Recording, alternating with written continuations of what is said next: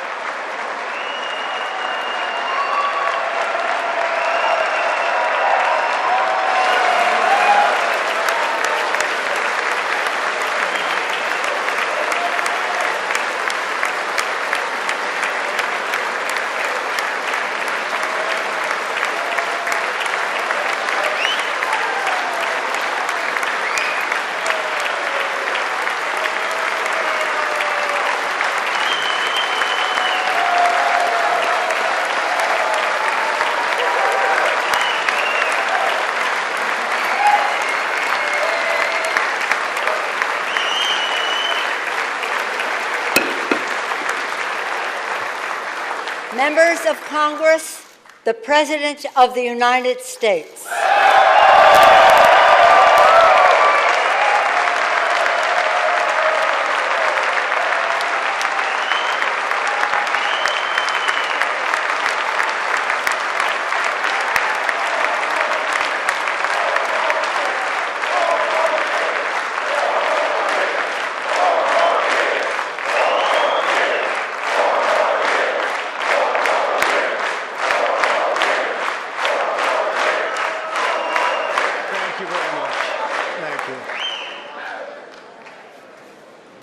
Thank you very much. Madam Speaker, Mr. Vice President, members of Congress, the First Lady of the United States,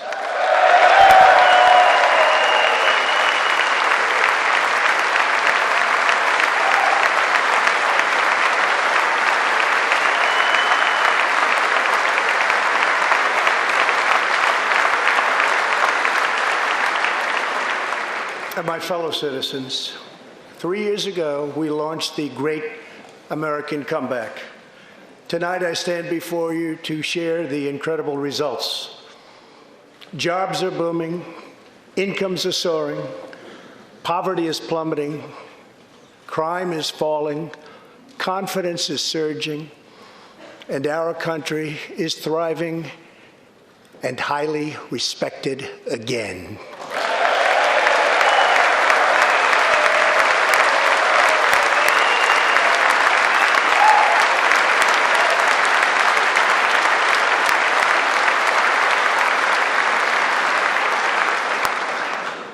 America's enemies are on the run. America's fortunes are on the rise, and America's future is blazing bright. The years of economic decay are over.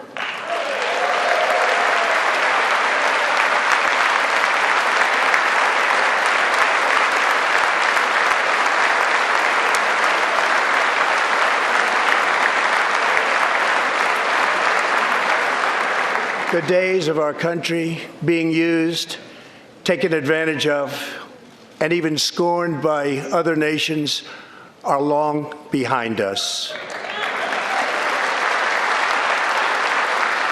Gone too are the broken promises, jobless recoveries, tired platitudes, and constant excuses for the depletion of American wealth, power, and prestige. In just 3 short years, we have shattered the mentality of American decline, and we have rejected the downsizing of Americans' destiny. We have totally rejected the downsizing. We're moving forward at a pace that was unimaginable just a short time ago, and we are never, ever going back.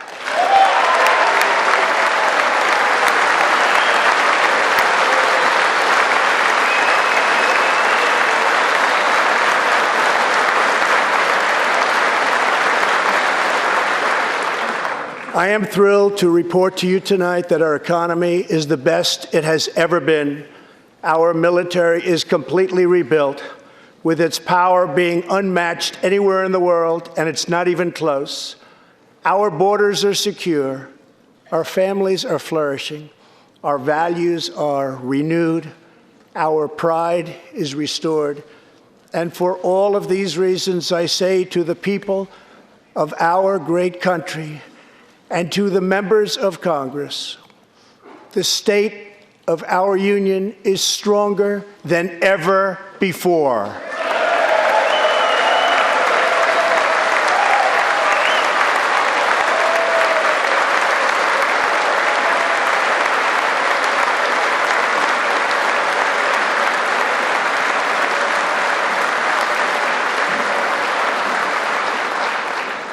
The vision I will lay out this evening demonstrates how we are building the world's most prosperous and inclusive society, one where every citizen can join in America's unparalleled success, and where every community can take part in America's extraordinary rise. From the instant I took office, I moved rapidly to revive the U.S. economy, slashing a record number of job-killing regulations, enacting historic and record-setting tax cuts, and fighting for fair and reciprocal trade agreements.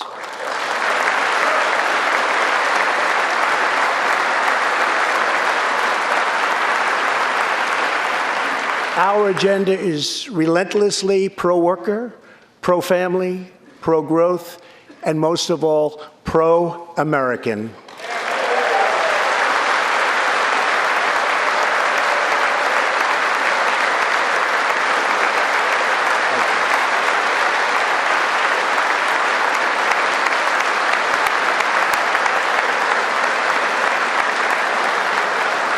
Thank you. We are advancing with unbridled optimism and lifting our citizens of every race, color, religion, and creed very, very high.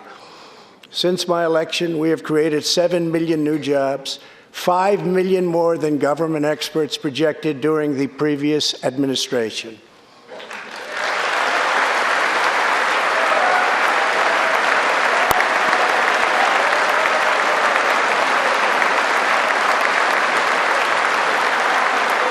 The unemployment rate is the lowest in over half a century. And very incredibly, the average unemployment rate under my administration is lower than any administration in the history of our country.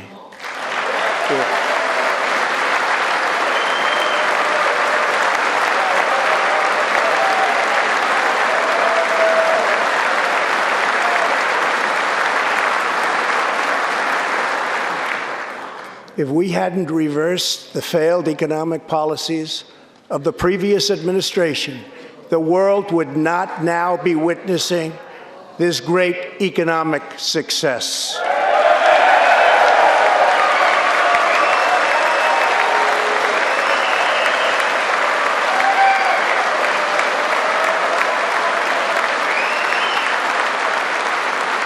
The unemployment rate for African Americans, Hispanic Americans, and Asian Americans has reached the lowest levels in history.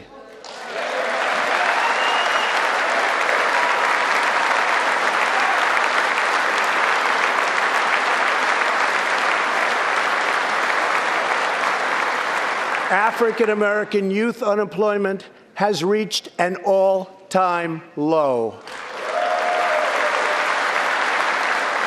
African American poverty has declined to the lowest rate ever recorded. The unemployment rate for women reached the lowest level in almost 70 years, and last year women filled 72% of all new jobs added.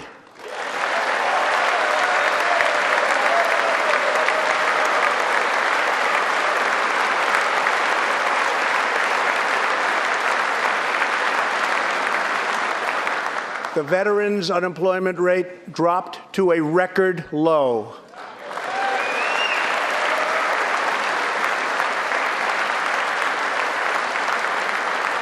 The unemployment rate for disabled Americans has reached an all-time low.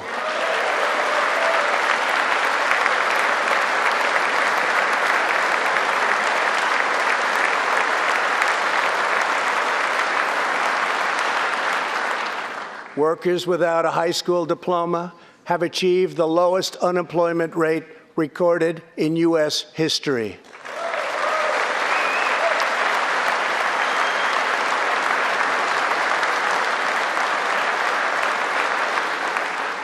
A record number of young Americans are now employed.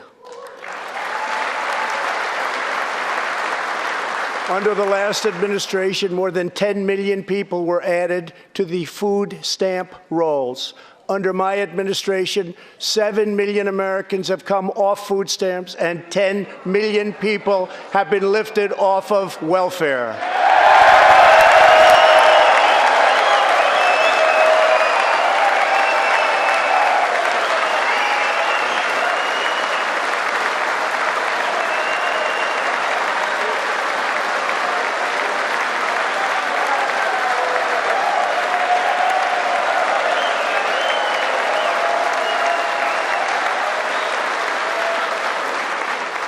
In 8 years under the last administration, over 300,000 working-age people dropped out of the workforce. In just 3 years of my administration, 3.5 million people, working-age people, have joined the workforce.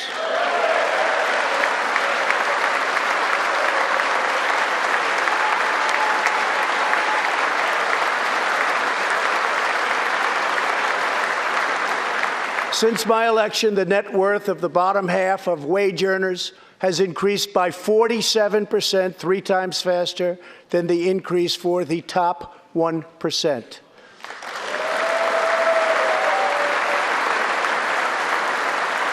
After decades of flat and falling incomes, wages are rising fast, and wonderfully, they are rising fastest for low-income workers who have seen a 16% pay increase since my election.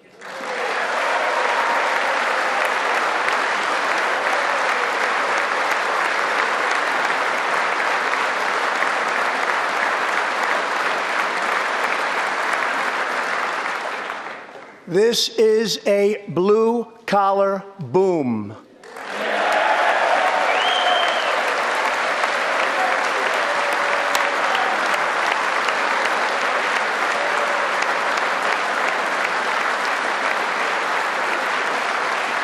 Real median household income is now at the highest level ever recorded.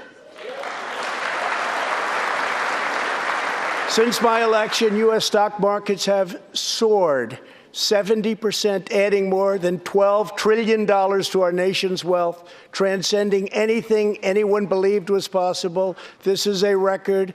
It is something that every country in the world is looking up to. They admire.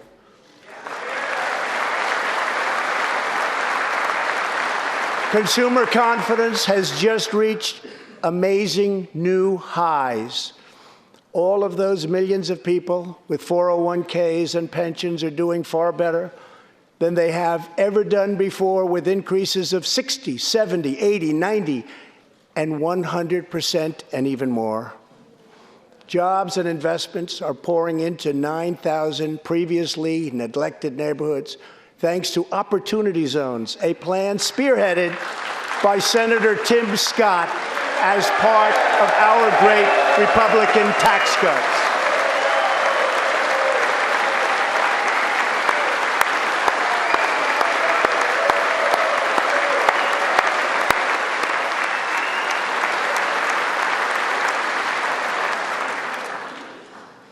In other words, wealthy people and companies are pouring money into poor neighborhoods or areas that haven't seen investment in many decades, creating jobs, energy, and excitement.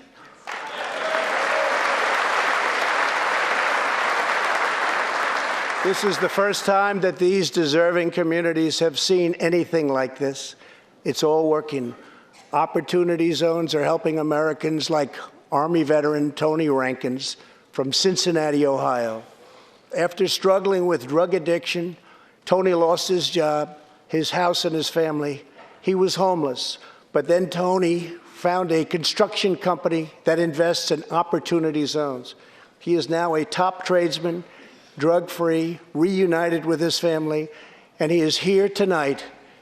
Tony, keep up the great work, Tony.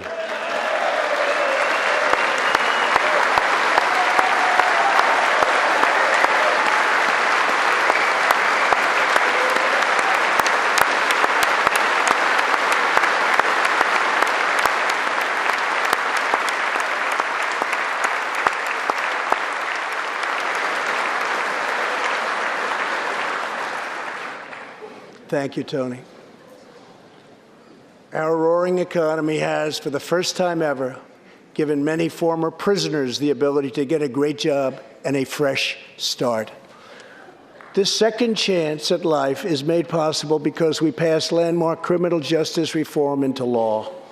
Everybody said that criminal justice reform couldn't be done, but I got it done, and the people in this room got it done.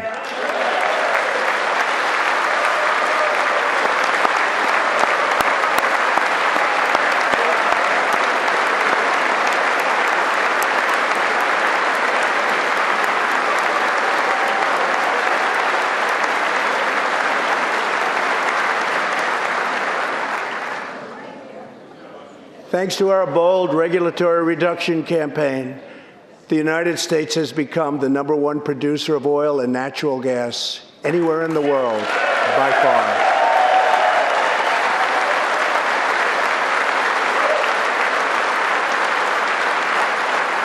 With the tremendous progress we have made over the past 3 years, America is now energy independent, and energy jobs, like so many other elements of our country, are at a record high.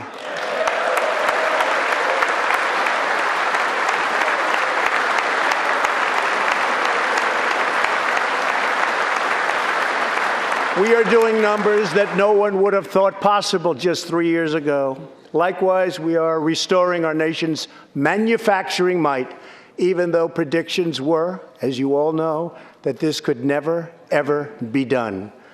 After losing 60,000 factories under the previous 2 administrations, America has now gained 12,000 new factories under my administration, with thousands upon thousands of plants and factories being planned or being built.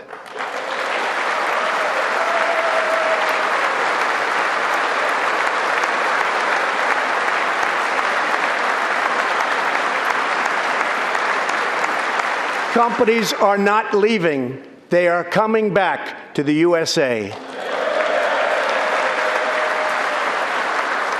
The fact is that everybody wants to be where the action is, and the United States of America is indeed the place where the action is. One of the biggest promises I made to the American people was to replace the disastrous NAFTA trade deal.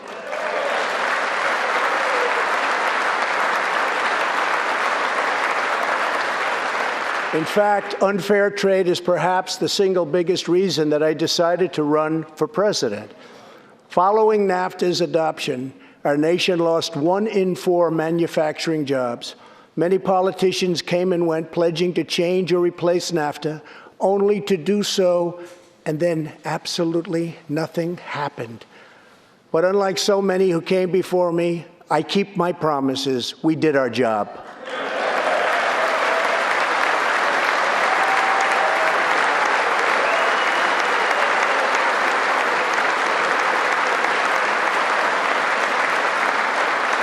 Six days ago, I replaced NAFTA and signed the brand new U.S.-Mexico-Canada agreement into law.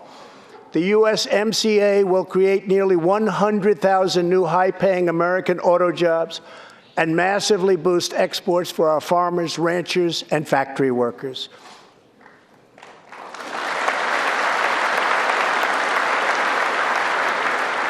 It will also bring trade with Mexico and Canada to a much higher level, but also to be a much greater degree of fairness and reciprocity. We will have that fairness and reciprocity, and I say that finally because it's been many, many years that we were treated fairly on trade. This is the first major trade deal in many years to earn the strong backing of America's labor unions.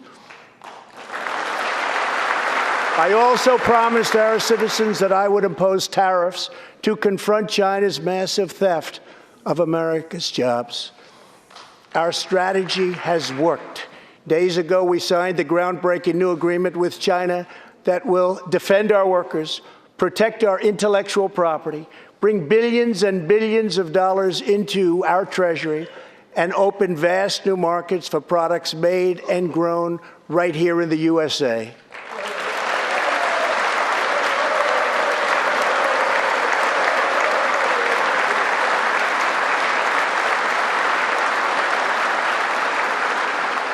For decades, China has taken advantage of the United States. Now we have changed that. But at the same time, we have perhaps the best relationship we've ever had with China, including with President Xi. They respect what we've done because, quite frankly, they could never really believe that they were able to get away with what they were doing year after year, decade after decade, without someone in our country stepping up and saying, "That's enough."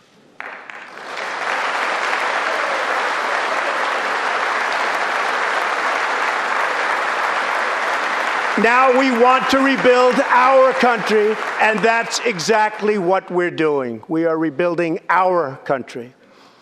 As we restore American leadership throughout the world, we are once again standing up for freedom in our hemisphere.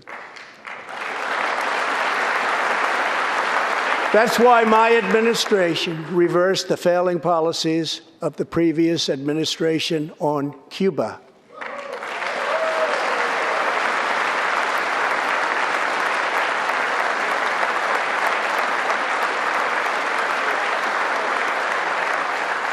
We are supporting the hopes of Cubans, Nicaraguans, and Venezuelans to restore democracy. The United States is leading a 59-nation diplomatic coalition against the socialist dictator of Venezuela, Nicolas Maduro.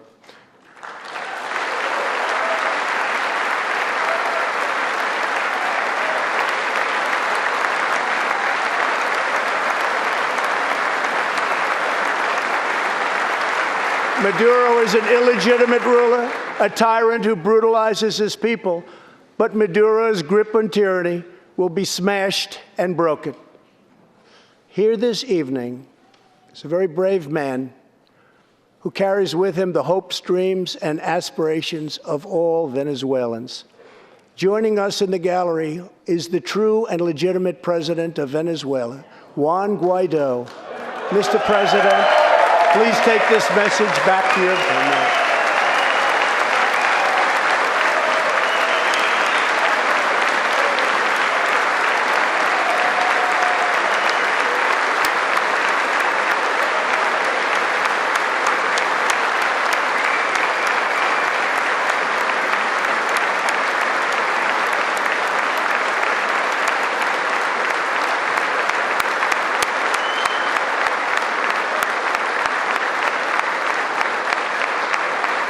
Thank you, Mr. President.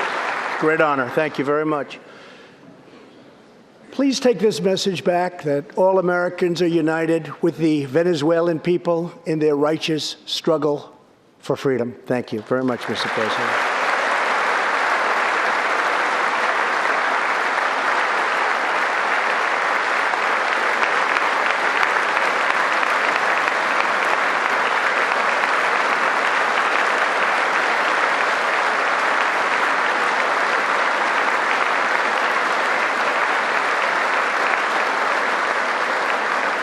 Thank you very much. Socialism destroys nations, but always remember, freedom unifies the soul.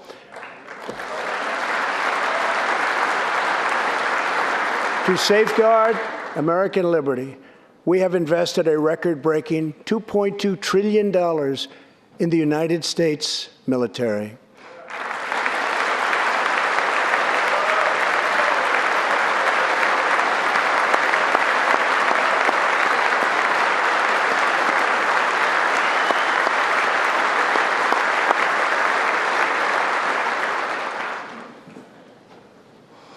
We have purchased the finest planes, missiles, rockets, ships, and every other form of military equipment, and it's all made right here in the USA.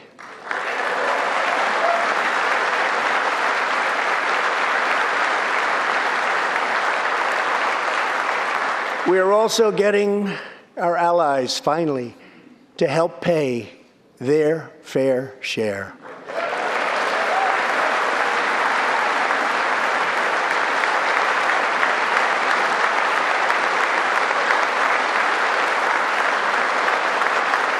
I have raised contributions from other NATO members by more than $400 billion, and the number of allies meeting their minimum obligations has more than doubled. And just weeks ago, for the first time since President Truman established the Air Force, more than 70 years earlier, we created a brand new branch of the United States Armed Forces. It's called the Space Force. Very important.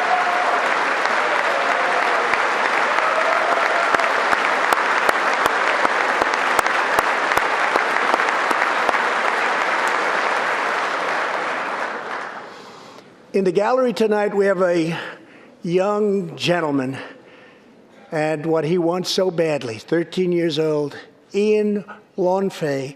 He's an 8th grader from Arizona. Ian, please stand up. Ian has always dreamed of going to space. He was the first in his class and among the youngest at an aviation academy. He aspires to go to the Air Force Academy, and then he has his eye on the Space Force. As Ian says, most people look up at space. I want to look down on the world.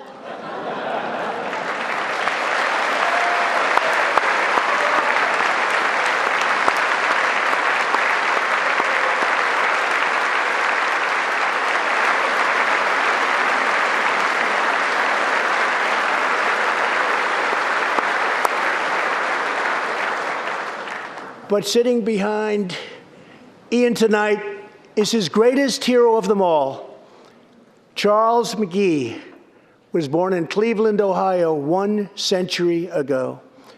Charles is one of the last surviving Tuskegee Airmen, the first black fighter pilots, and he also happens to be Ian's great-grandfather.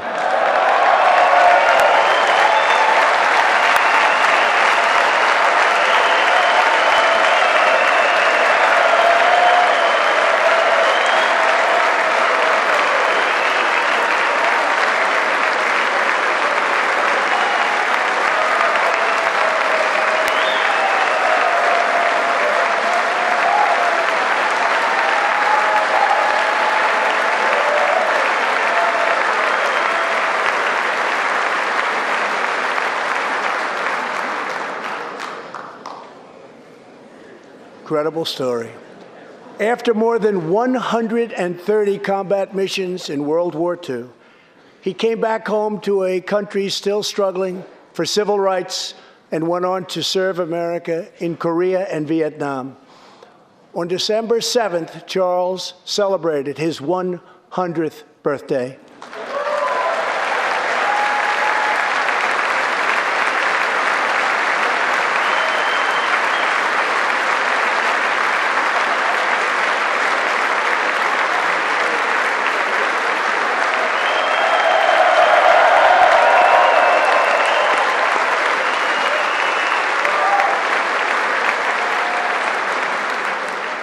A few weeks ago, I signed a bill promoting Charles McGee to Brigadier General, and earlier today, I pinned the stars on his shoulders in the Oval Office. General McGee, our nation salutes you. Thank you, sir.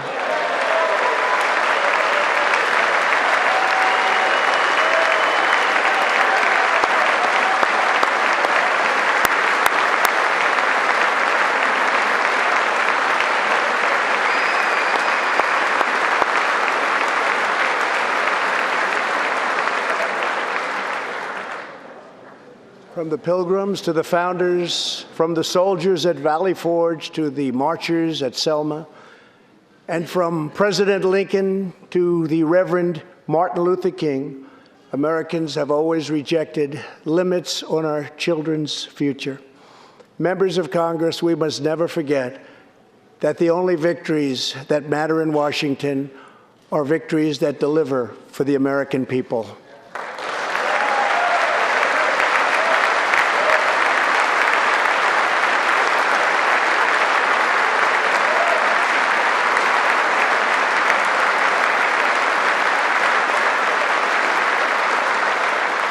The people are the heart of our country. Their dreams are the soul of our country, and their love is what powers and sustains our country. We must always remember that our job is to put America first.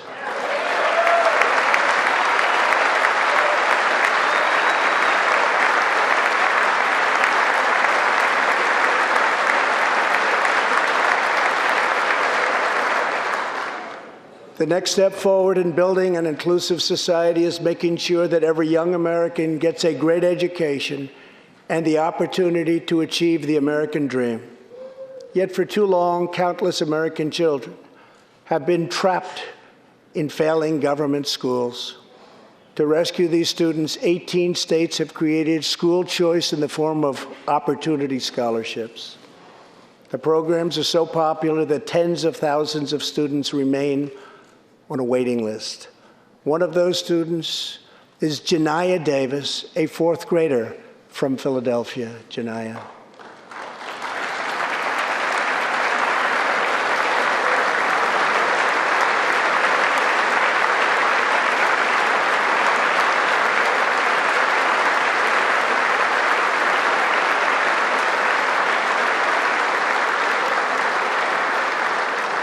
Janiyah's mom, Stephanie, is a single parent.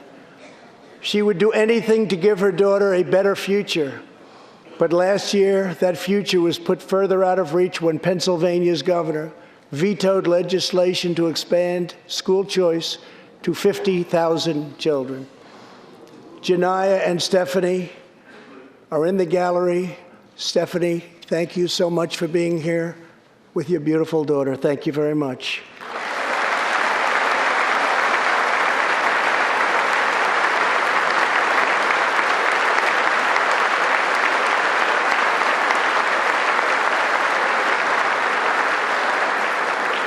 But Janiyah, I have some good news for you, because I am pleased to inform you that your long wait is over.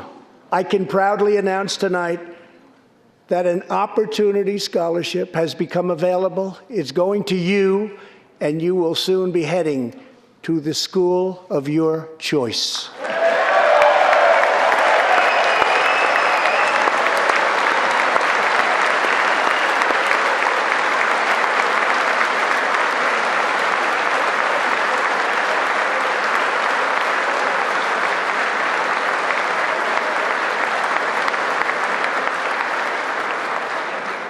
Now I call on Congress to give 1 million American children the same opportunity Janiyah has just received.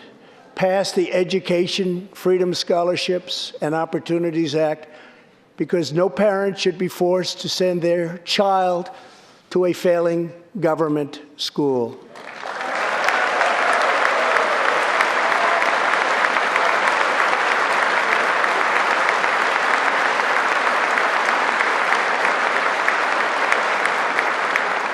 Every young person should have a safe and secure environment in which to learn and to grow.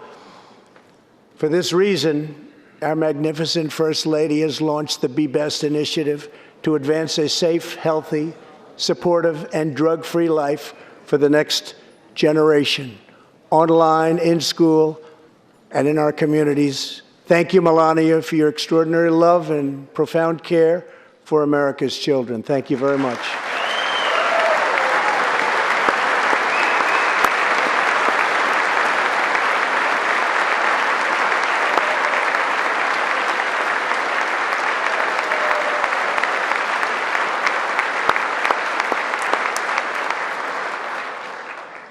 My administration is determined to give our citizens the opportunities they need, regardless of age or background.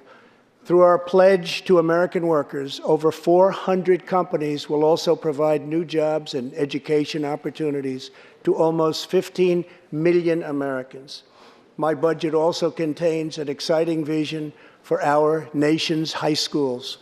Tonight, I ask Congress to support our students and back my plan to offer vocational and technical education in every single high school in America.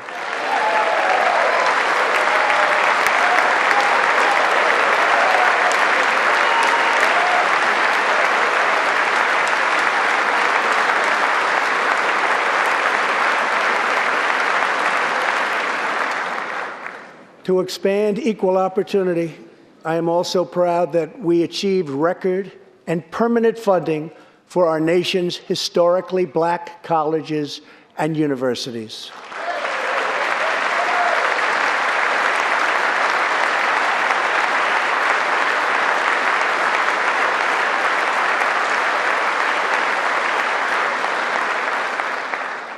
A good life for American families also requires the most affordable, innovative, and high-quality health care system on earth. Before I took office, health insurance premiums had more than doubled in just 5 years. I moved quickly to provide affordable alternatives. Our new plans are up to 60% less expensive and better.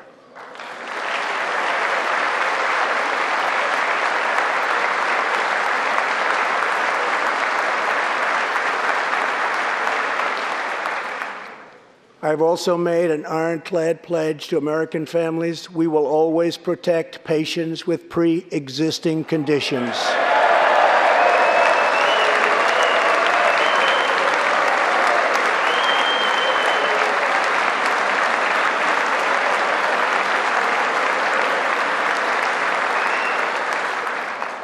And we will always protect your Medicare, and we will always protect your Social Security, always.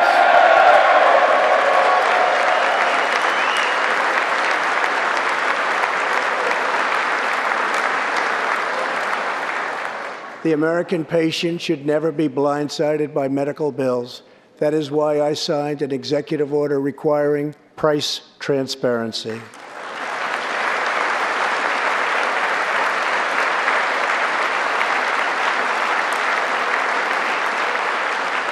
Many experts believe that transparency, which will go into full effect at the beginning of next year, will be even bigger than health care reform.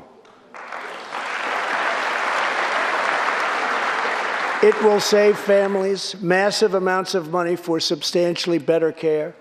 But as we work to improve Americans' health care, there are those who want to take away your health care, take away your doctor, and abolish private insurance entirely. 132 lawmakers in this room have endorsed legislation to impose a socialist takeover of our health care system, wiping out the private health insurance plans of 180 million very happy Americans. To those watching at home tonight, I want you to know we will never let socialism destroy American health care.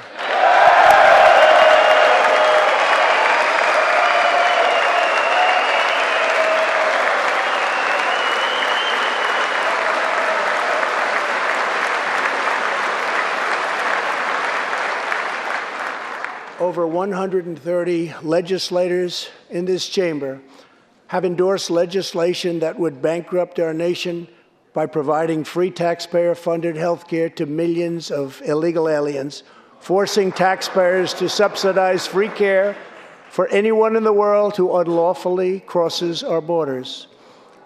These proposals would raid the Medicare benefits of our seniors and that our seniors depend on, while acting as a powerful lure for illegal immigration.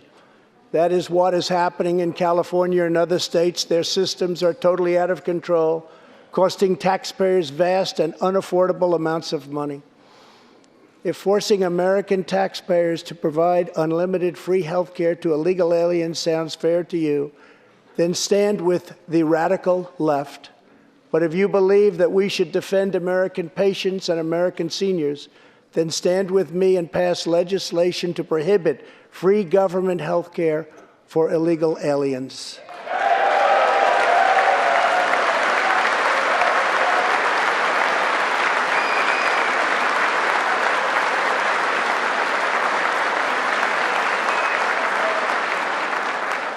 This will be a tremendous boon to our already very strongly guarded southern border, where, as we speak, a long, tall, and very powerful wall is being built.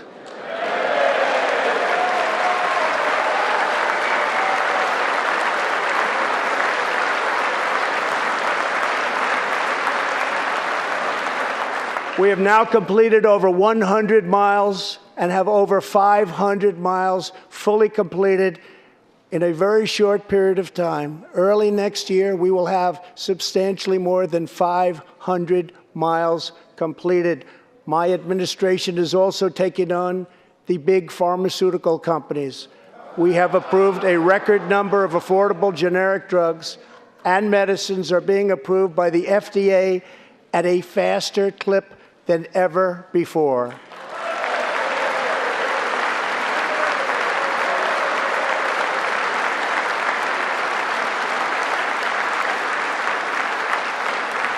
And I was pleased to announce last year that for the first time in 51 years, the cost of prescription drugs actually went down.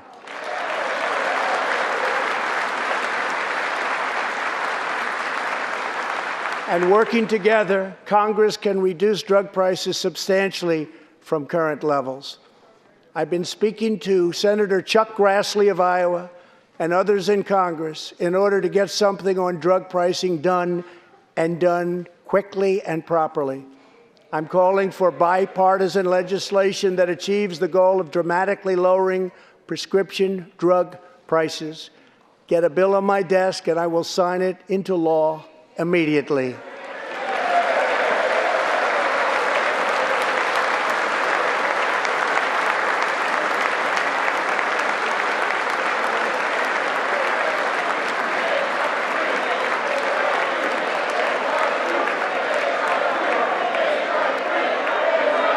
With unyielding commitment, we are curbing the opioid epidemic. Drug overdose deaths declined for the first time in nearly 30 years. Among the states hardest hit, Ohio is down 22%, Pennsylvania is down 18%, Wisconsin is down 10%, and we will not quit until we have beaten the opioid epidemic once and for all.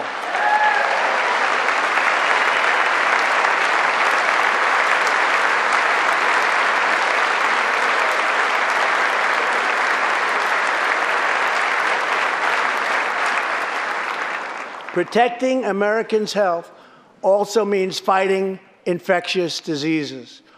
We are coordinating with the Chinese government and working closely together on the coronavirus outbreak in China. My administration will take all necessary steps to safeguard our citizens from this threat. We have launched ambitious new initiatives to substantially improve care for Americans with kidney disease, Alzheimer's, and those struggling with mental health.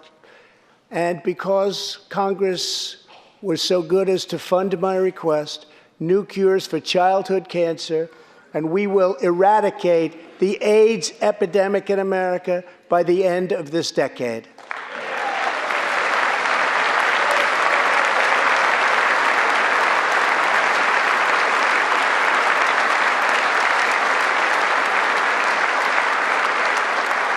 Almost every American family knows the pain when a loved one is diagnosed with a serious illness. Here tonight is a special man, beloved by millions of Americans, who just received a stage 4 advanced cancer diagnosis. This is not good news, but what is good news is that he is the greatest fighter and winner that you will ever meet. Rush Limbaugh, thank you for your decades of tireless devotion to our country.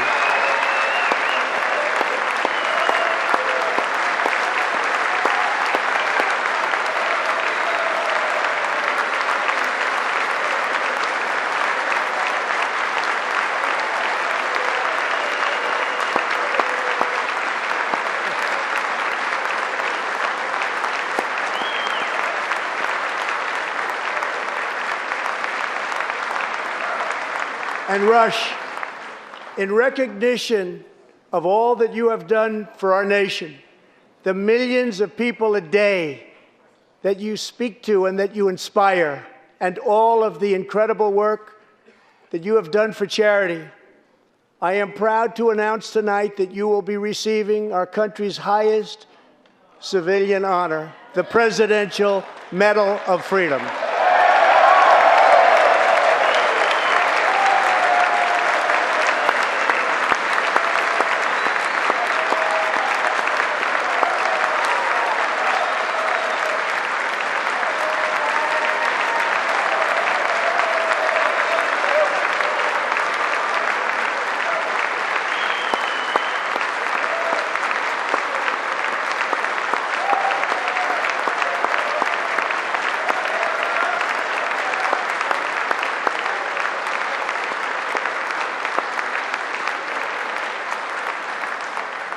I will now ask the First Lady of the United States to present you with the honor, please.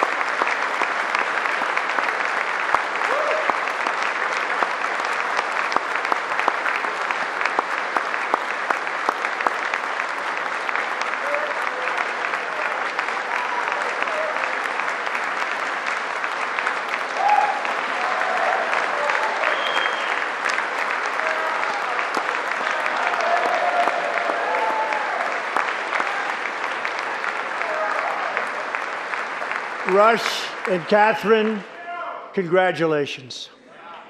Thank you, Catherine. As we pray for all who are sick, we know that America is constantly achieving new medical breakthroughs. In 2017, doctors at St. Luke's Hospital in Kansas City delivered one of the earliest premature babies ever to survive. Born at just 21 weeks and 6 days and weighing less than a pound, Ellie Schneider was a born fighter. Through the skill of her doctors and the prayers of her parents, little Ellie kept on winning the battle of life. Today, Ellie is a strong, healthy 2-year-old girl sitting with her amazing mother, Robin, In the gallery, Ellie and Robin, we are glad to have you with us tonight.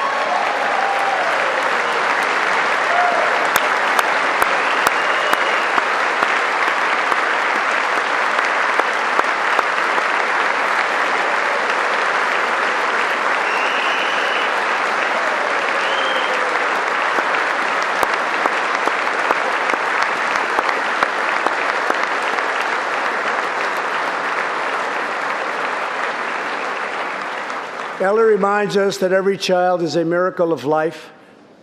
And thanks to modern medical wonders, 50% of very premature babies delivered at the hospital where Ellie was born now survive. It's an incredible thing. Thank you very much.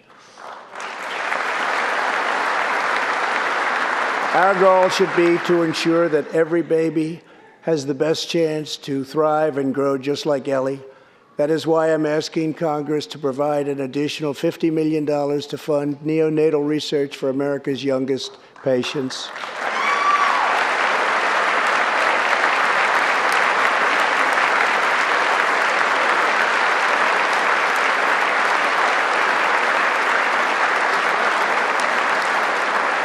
That is why I'm also calling upon members of Congress here tonight to pass legislation finally banning the late-term abortion of babies.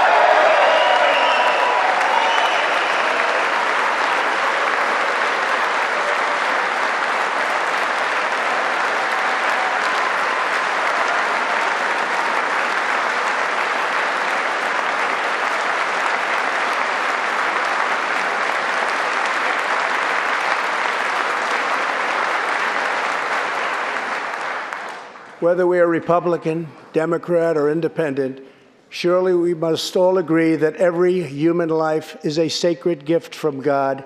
As we support America's moms and dads, I was recently proud to sign the law providing new parents in the federal workforce paid family leave, serving as a model for the rest of the country.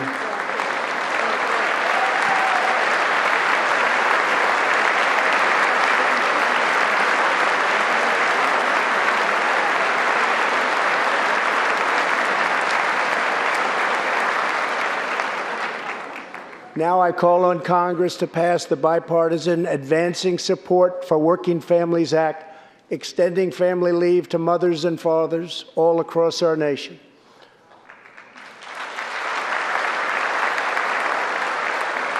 $40 million American families have an average $2,200 extra thanks to our child tax credit.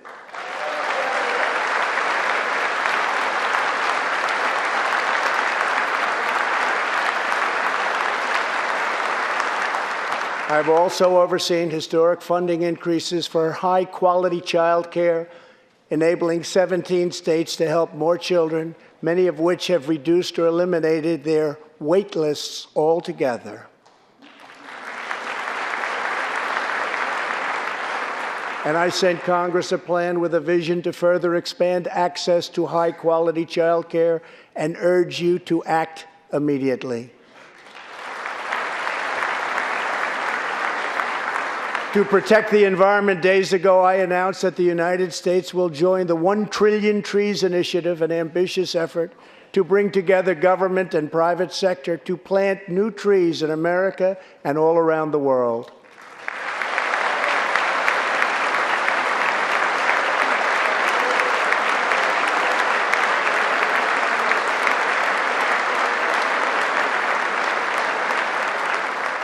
We must also rebuild America's infrastructure.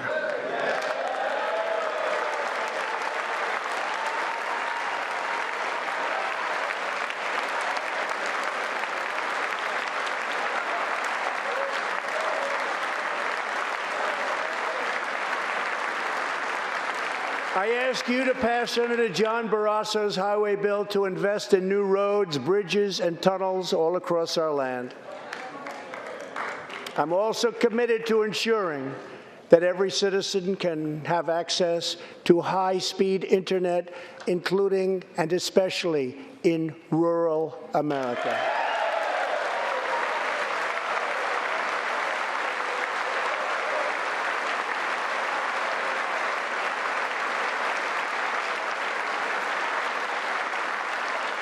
A better tomorrow for all Americans also requires us to keep America safe.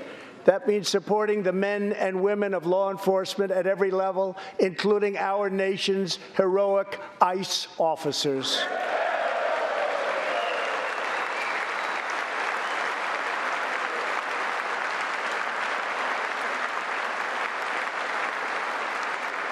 Last year, our brave ICE officers arrested more than 120,000 criminal aliens charged with nearly 10,000 burglaries, 5,000 sexual assaults, 45,000 violent assaults, and 2,000 murders. Tragically, there are many cities in America where radical politicians have chosen to provide sanctuary for these criminal illegal aliens.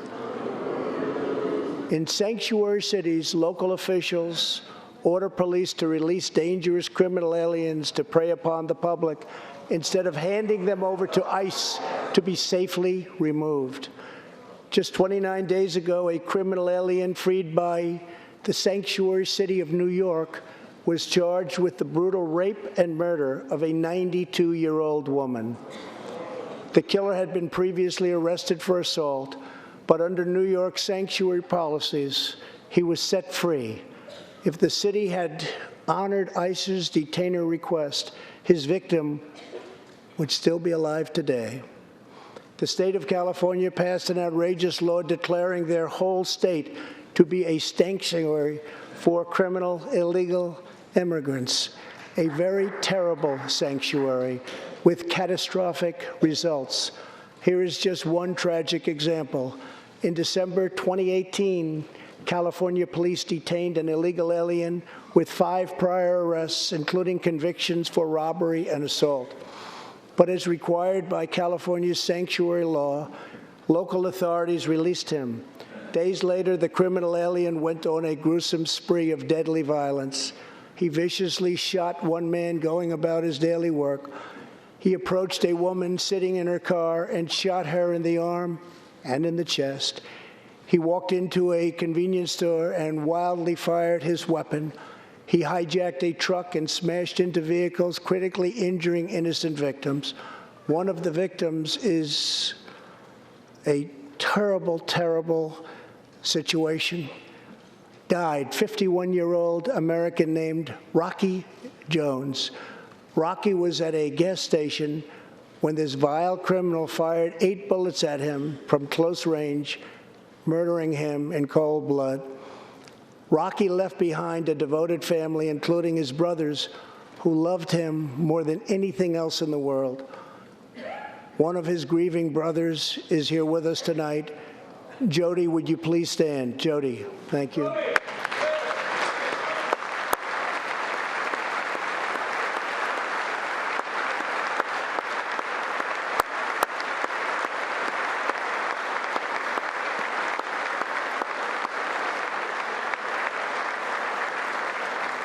Jody, our hearts weep for your loss, and we will not rest until you have justice. Senator Tom Tillis has introduced legislation to allow Americans like Jody to sue sanctuary cities and states when a loved one is hurt or killed as a result of these deadly practices.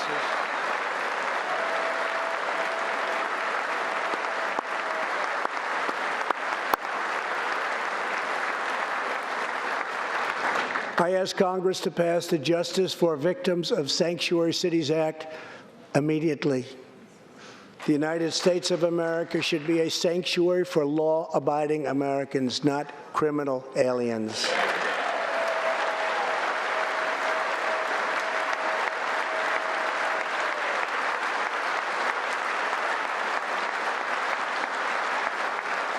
In the last 3 years, ICE has arrested over 5,000 wicked human traffickers, and I have signed 9 pieces of legislation to stamp out the menace of human trafficking domestically and all around the globe.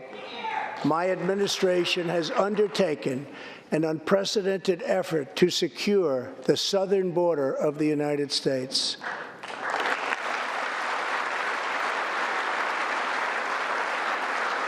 Before I came into office, if you showed up illegally on our southern border and were arrested, you were simply released and allowed into our country never to be seen again.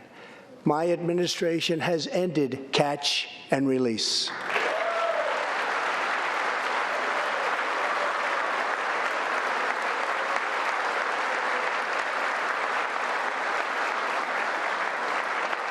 If you come illegally, you will now be promptly removed from our country.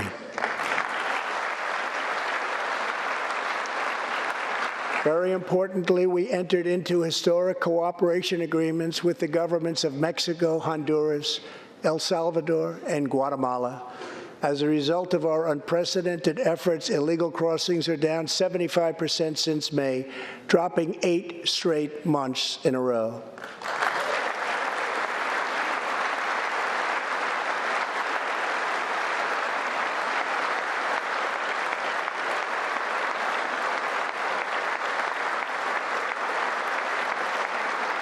And as the wall rapidly goes up, drug seizures rise, and the border crossings are going down, and going down very rapidly. Last year, I traveled to the border in Texas and met Chief Patrol Agent Raul Ortiz. Over the last 24 months, Agent Ortiz and his team have seized more than 200,000 pounds of poisonous narcotics, arrested more than 3,000 human smugglers, and rescued more than 2,000 migrants.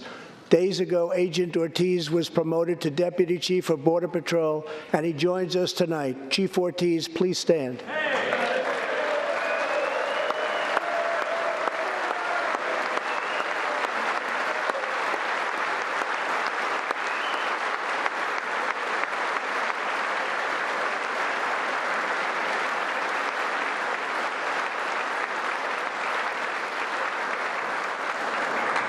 A grateful nation thanks you and all of the heroes of Border Patrol and ICE. Thank you very much. Thank you. To build on these historic gains, we are working on legislation to replace our outdated and randomized immigration system with one based on merit, welcoming those who follow the rules, contribute to our economy, support themselves financially, and uphold our values.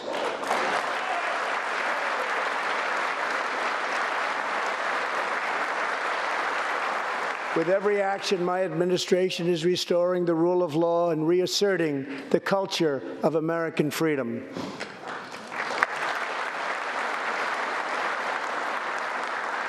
Working with Senate Majority Leader Mitch McConnell, thank you, Mitch, and his colleagues in the Senate, we have confirmed a record number of 187 new federal judges to uphold our Constitution as written. This includes 2 brilliant new Supreme Court justices, Neil Gorsuch and Brett Kavanaugh. Thank you.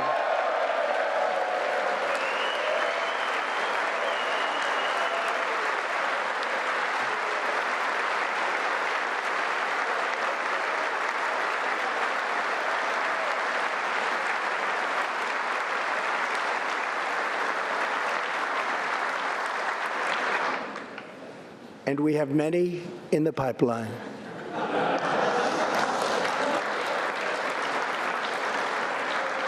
My administration is also defending religious liberty, and that includes the constitutional right to pray in public schools.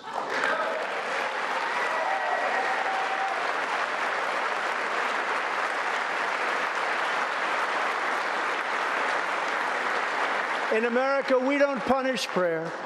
We don't tear down crosses. We don't ban symbols of faith. We don't muzzle preachers and pastors. In America, we celebrate faith. We cherish religion. We lift our voices in prayer, and we raise our sights to the glory of God. Just as we believe in the First Amendment, we also believe in another constitutional right that is under siege all across our country. So long as I am president, I will always protect your Second Amendment right to keep and bear arms.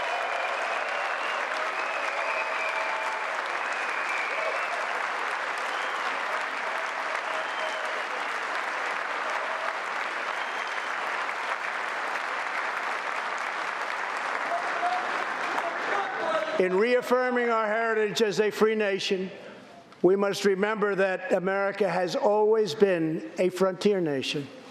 Now we must embrace the next frontier, America's manifest destiny in the stars. I am asking Congress to fully fund the Artemis program to ensure that the next man and the first woman on the moon will be American astronauts, using this as a launching pad to ensure that America is the first nation to plant its flag on Mars.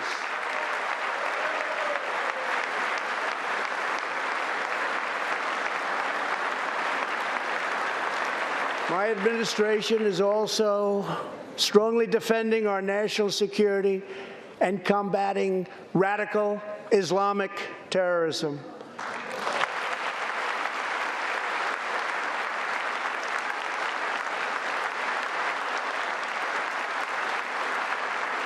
Last week, I announced a groundbreaking plan for peace between Israel and the Palestinians.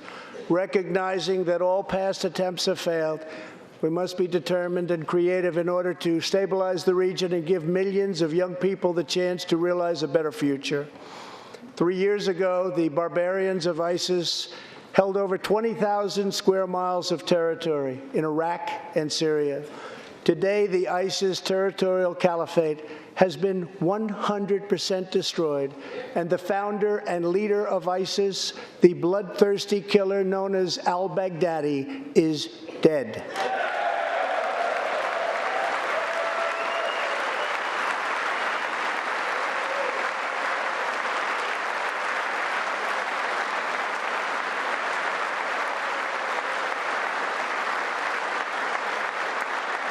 We are joined this evening by Carl and Marcia Mueller. After graduating from college, their beautiful daughter, Carla, became a humanitarian aid worker.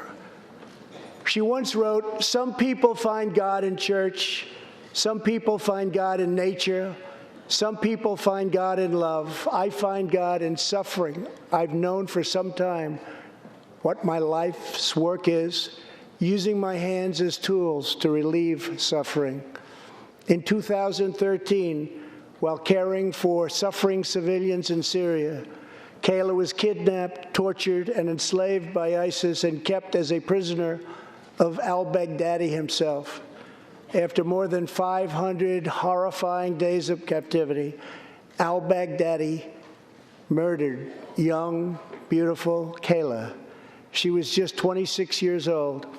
On the night that U.S. Special Forces operations ended al-Baghdadi's miserable life, the chairman of the Joint Chiefs of Staff, General Mark Milley, received a call in the Situation Room.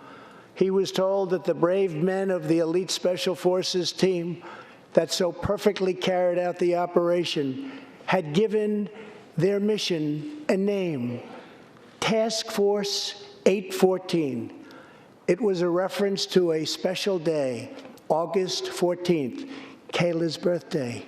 Carl and Marcia, America's warriors, never forgot Kayla, and neither will we. Thank you.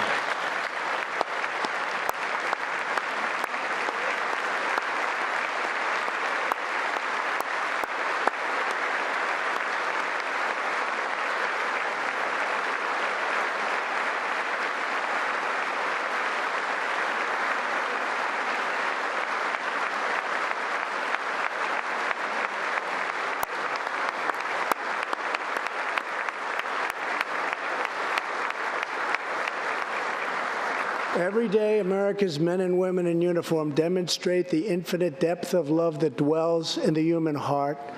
One of these American heroes was Army Staff Sergeant Christopher Hake. On his second deployment to Iraq in 2008, Sergeant Hake wrote a letter to his one-year-old son, Gage. "I will be with you again," he wrote to Gage. "I will teach you to ride your first bike, build your first sandbox, watch you play sports, and see you have kids also. I love you, son. Take care of your mother. I am always with you, Daddy." On Easter Sunday of 2008, Chris was out on patrol in Baghdad when his Bradley fighting vehicle was hit by a roadside bomb. That night, he made the ultimate sacrifice for our country. Sergeant Hake now rests in eternal glory in Arlington, and his wife, Kelly, is in the gallery tonight, joined by their son, who is now a 13-year-old and doing very, very well. To Kelly and Gage, Chris will live in our hearts forever. He is looking down on you now. Thank you.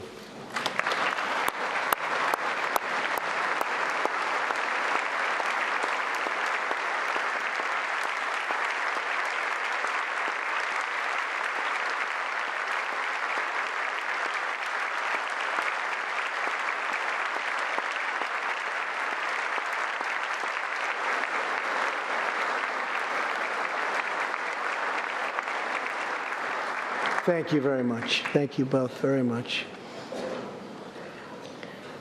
The terrorist responsible for killing Sergeant Hake was Qasem Soleimani, who provided the deadly roadside bomb that took Chris's life. Soleimani was the Iranian regime's most ruthless butcher, a monster who murdered or wounded thousands of American service members in Iraq. As the world's top terrorist, Soleimani orchestrated the deaths of countless men, women, and children. He directed the December assault and went on to assault the U.S. forces in Iraq, was actively planning new attacks when we hit him very hard. And that's why last month, at my direction, the U.S. military executed a flawless precision strike that killed Soleimani and terminated his evil reign of terror forever.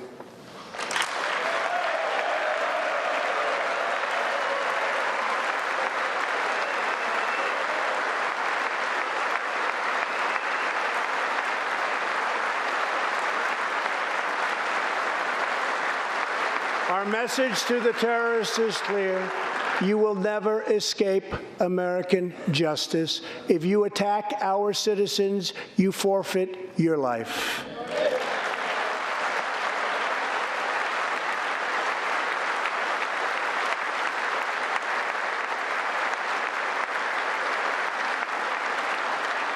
In recent months, we have seen proud Iranians raise their voices against their oppressive rulers.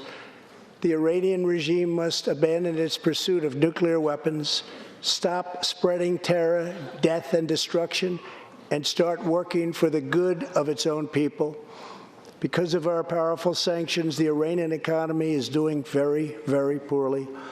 We can help them make a very good and short-time recovery. It can all go very quickly, but perhaps they are too proud or too foolish to ask for that help. We are here. Let's see which road they choose. It is totally up to them.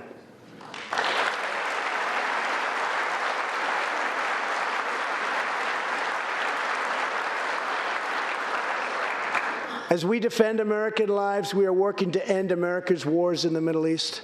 In Afghanistan, the determination and valor of our warfighters has allowed us to make tremendous progress, and peace talks are now underway. I am not looking to kill hundreds of thousands of people in Afghanistan, many of them totally innocent. It is also not our function to serve other nations as law enforcement agencies. These are warfighters that we have, the best in the world, and they either want to fight to win or not fight at all. We are working to finally end America's longest war and bring our troops back home.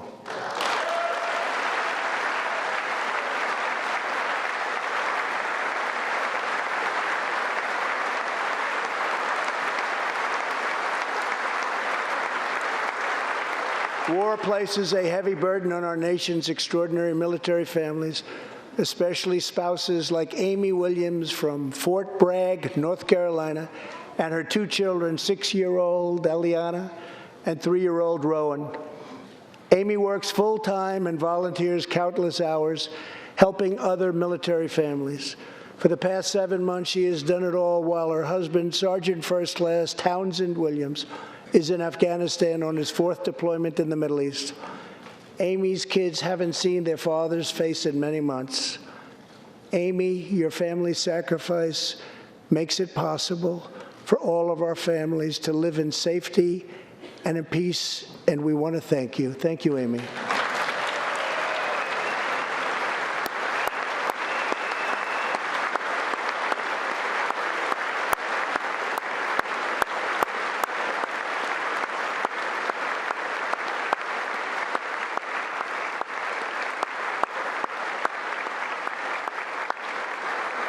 But Amy, there is one more thing. Tonight we have a very special surprise.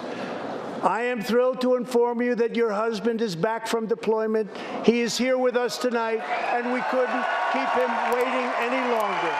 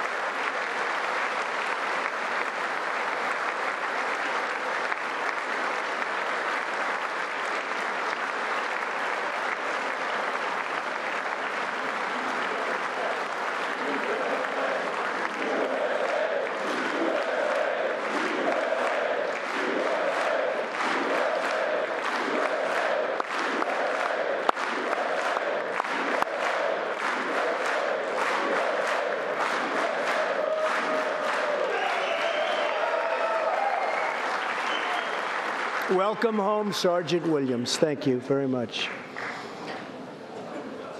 As the world bears witness tonight, America is a land of heroes. This is a place where greatness is born, where destinies are forged, and where legends come to life. This is the home of Thomas Edison and Teddy Roosevelt, of many great generals, including Washington, Pershing, Patton, and MacArthur. This is the home of Abraham Lincoln, Frederick Douglass, Amelia Earhart, Harriet Tubman, the Wright brothers, Neil Armstrong, and so many more. This is the country where children learn names like Wyatt Earp, Davy Crockett, and Annie Oakley. This is the place where the Pilgrims landed at Plymouth and where Texas patriots made their last stand at the Alamo.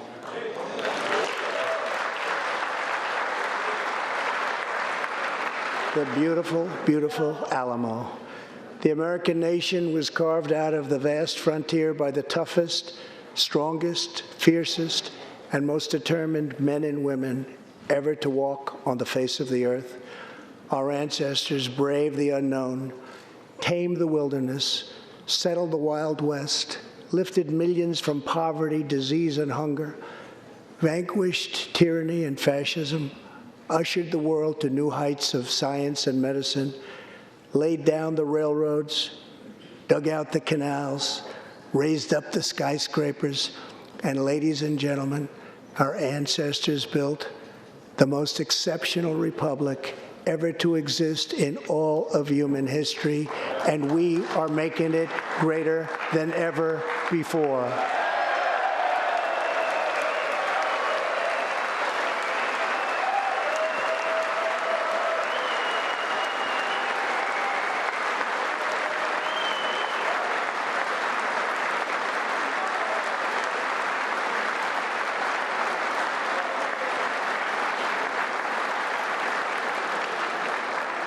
This is our glorious and magnificent inheritance. We are Americans. We are pioneers. We are the pathfinders. We settled the new world. We built the modern world. And we change history forever by embracing the eternal truth that everyone is made equal by the hand of Almighty God.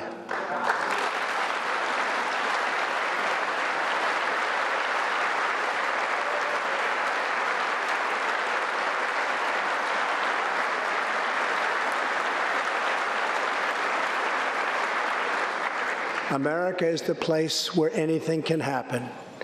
America is the place where anyone can rise. And here, on this land, on this soil, on this continent, the most incredible dreams come true. This nation is our canvas, and this country is our masterpiece. We look at tomorrow and see unlimited frontiers just waiting to be explored. Our brightest discoveries are not yet known. Our most thrilling stories are not yet told. Our grandest journeys are not yet made. The American age, the American epic, the American adventure has only just begun. Our spirit is still young. The sun is still rising. God's grace is still shining. And my fellow Americans, the best is yet to come. Thank you, God bless you, and God bless America. Thank you very much.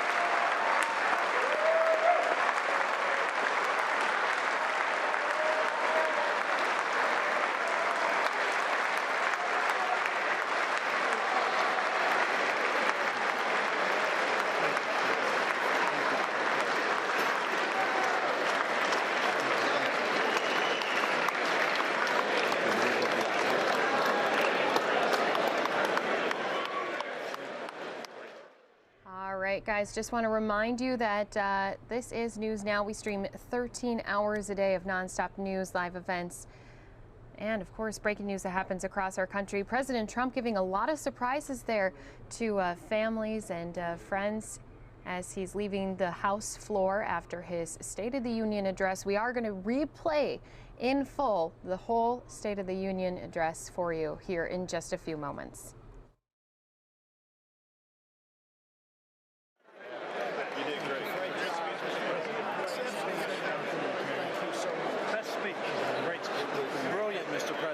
Absolutely brilliant. Reagan is. What you did was awesome. Wonderful. Mr. President, we signed this for a charity. Same for you. Go Tennessee. You take it with you. Thank you. Crushed it, Mr. President. Amazing job, sir. Great job. So proud of you, Mr. President. That was awesome. You crushed it. That was a clean spirit.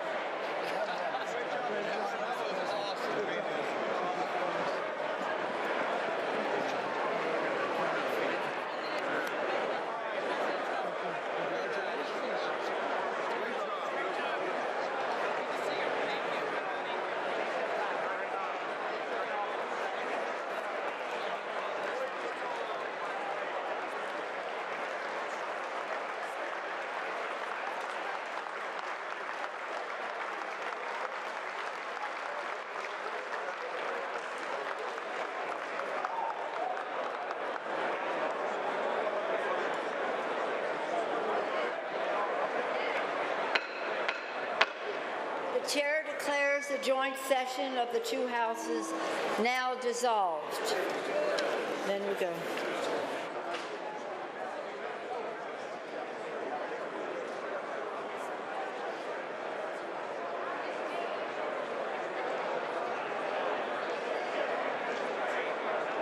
To this one.